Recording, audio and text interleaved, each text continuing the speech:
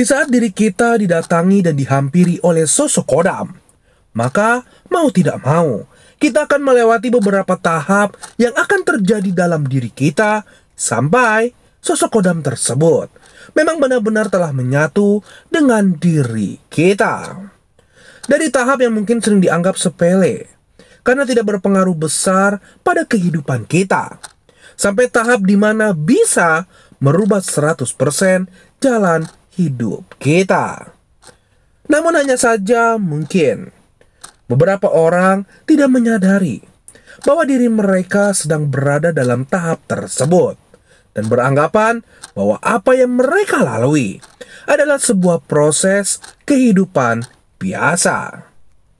Lalu, apa saja tahap-tahap yang harus kita lalui saat sosok kodam datang menghampiri diri kita? Simak video ini sampai habis. Seperti yang telah saya katakan, mau tidak mau, terima atau tidak terima, ketika sosok kodam datang menghampiri diri kita, maka akan ada beberapa tahap yang biasanya terjadi dan akan kita alami sampai sosok kodam benar-benar menyatu dengan diri kita. Dan tahap pertama adalah tahap di mana tubuh kita mulai beradaptasi dengan energi sosok kodam yang datang menghampiri diri kita. Dan salah satu bentuk adaptasi diri kita terhadap energi sosok kodam biasanya akan membuat diri kita mengalami sebuah penyakit yang terjadi dalam kurun waktu tertentu, baik itu hitungan hari atau bahkan hitungan minggu. Dan biasanya obat apapun yang kita minum tidak akan membuat diri kita menjadi lebih baik. Sebab memang sakit yang kita rasakan bukan dikarenakan gangguan fisik, melainkan dikarenakan adanya sebuah energi yang datang di sekitar kita. Serta sakit yang kita rasakan ini pun akan sembuh dengan sendirinya ketika tubuh kita benar-benar telah beradaptasi dengan sosok kodam yang telah mendampingi diri kita. Mungkin akan ada teman-teman yang bertanya, sakit seperti apa yang biasanya muncul saat sosok kodam datang menghampiri diri kita? Secara umum, kebanyakan dari apa yang pernah saya alami dan beberapa teman-teman indigo lainnya alami, sakit yang muncul bisa berupa pusing, lemas, panas dingin, dan beberapa gejala lainnya seperti sedang terkena penyakit tipes atau demam. Lalu tahap kedua. Namun teman-teman, biasanya tahap ini terjadi hanya ketika seseorang didatangi dan dihampiri oleh sosok gaib yang dianggap suci atau yang dikeramatkan. Pada tahap ini, jika kita didampingi oleh sosok gaib suci, maka secara tiba-tiba nafsu makan dan minum pada diri kita akan menghilang. Walaupun saat hal ini kita alami, kita tidak dalam kondisi sakit.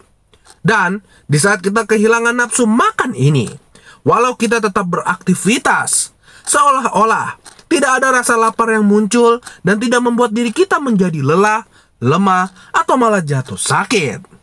Serta beberapa kasus yang dialami oleh beberapa orang saat berada pada tahap ini. Walau nafsu makan mereka tidak hilang, kan tetapi secara tiba-tiba diri mereka bisa menjadi alergi, mual, merasa jijik akan suatu jenis makanan yang dimana sebenarnya sebelum memasuki tahap ini mereka sama sekali tidak pernah bermasalah dengan jenis makanan tersebut.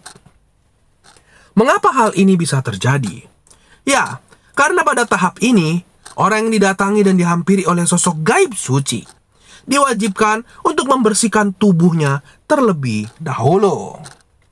Lalu tahap ketiga adalah tahap pengenalan diri kita terhadap hal-hal supranatural yang ada di sekitar kita.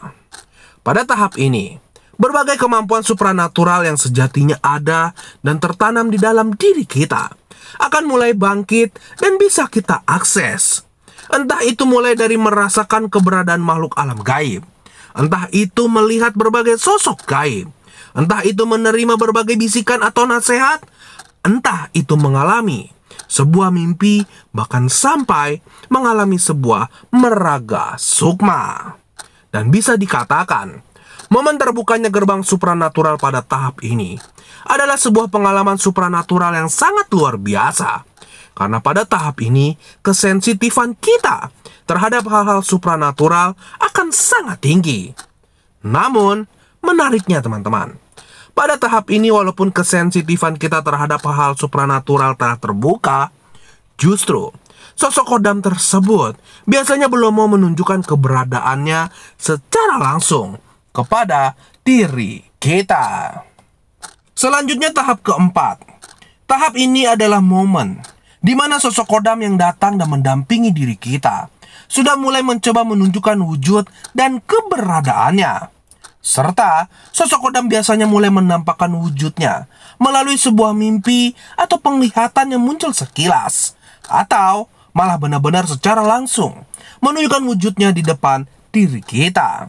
Hanya saja terkadang pada tahap ini seringkali bagi sebagian orang akan melihat berbagai wujud yang berbeda-beda, yang dikarenakan adanya sosok gaib lain yang tertarik dengan energi diri kita dan juga ingin mengikuti dan mendampingi diri kita.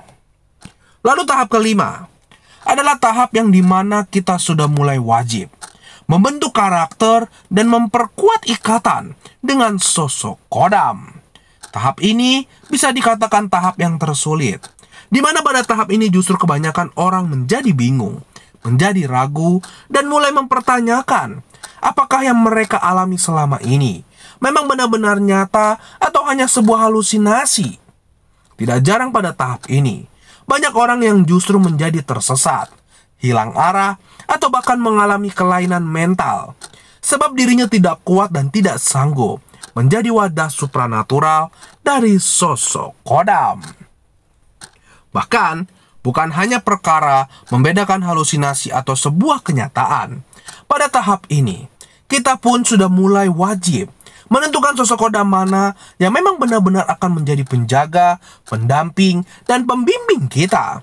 Sebab sudah pasti, jika kita ternyata salah memilih atau justru membiarkan banyak sosok gaib berada di sekitar kita, maka lambat namun pasti kita akan tersesat dan terjerumus ke jalan yang salah. Lalu tahap terakhir teman-teman, tahap di mana sosok kodam telah benar-benar menyatu dengan diri kita. Pada tahap ini, justru diri kita sudah mulai kurang tertarik dengan hal-hal supranatural. Yang tadinya mungkin kita gemar berkunjung ke tempat-tempat angker, mendatangi ahli-ahli supranatural hanya untuk menguji atau mencari benda-benda pusaka. Justru pada tahap ini, tanpa disadari, malah diri kita akan lebih hanya berfokus dengan apa yang ada di dalam diri kita dan lebih bisa menghargai berbagai energi yang ada di sekitar diri kita.